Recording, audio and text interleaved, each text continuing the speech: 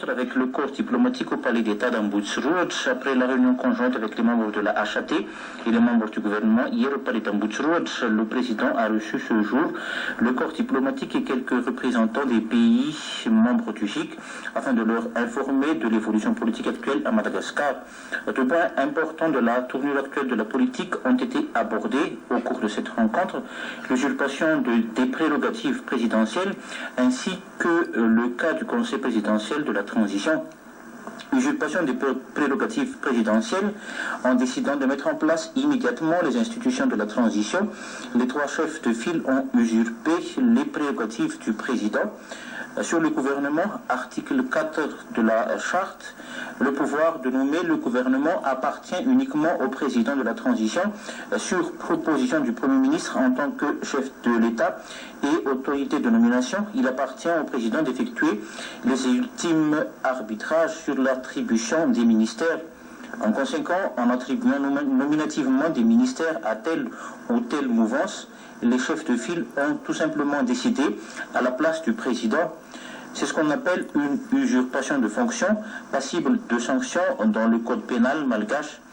Sur l'organe législatif de la transition, article 12, les membres du Congrès et du Conseil supérieur de la transition sont nommés par décret du président de la transition. Dès lors, tant que les membres du Congrès ne sont pas nommés par le président du Congrès ne peut pas mettre en place cette institution.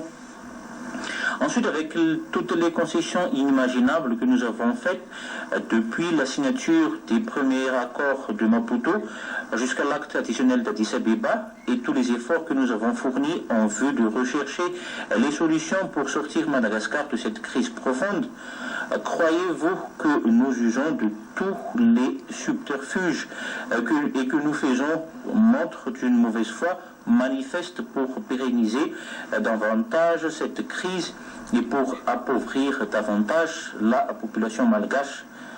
Pensez-vous plutôt que les résolutions prises par les mouvances Didier Tsirek, Zafi Albert et Marc Ravalman le 8 décembre à Maputo sont objectivement conformes aux principes et aux valeurs fondamentales de la charte de la transition et de l'acte additionnel dont vous avez été à l'origine de la signature? Par ailleurs, la déclaration conjointe des trois mouvances à Maputo le 8 décembre dernier représente une des preuves irréfutables de ces changements, sans aucun égard à l'honneur et au respect de la parole donnée dont ils sont à l'origine. Souvenez-vous par exemple des questions relatives à l'amnistie. Les trois chefs de file l'ont accepté et puis ils n'ont plus accepté, ou encore la charte de la transition à Maputo, ils ont accepté et signé et puis comme par hasard ils ont voulu changer.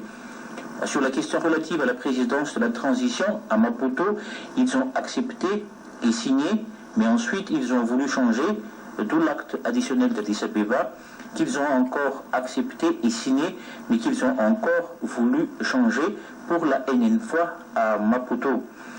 N'est-ce pas là le signe d'une mauvaise foi manifeste qui tente d'induire fallacieusement en erreur la communauté internationale et le peuple malagasy?